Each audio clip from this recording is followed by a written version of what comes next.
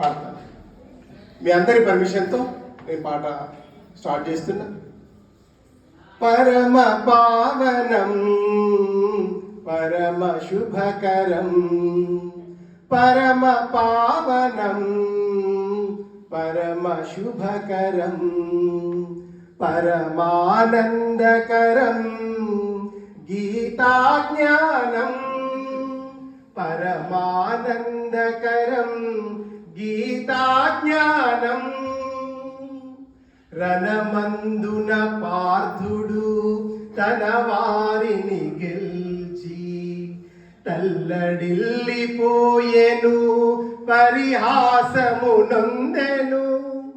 ఆ క్షణమున పార్థుని గని కృష్ణ భగవానుడు హాసముతో చూచెను పరిహాసము నొందెను.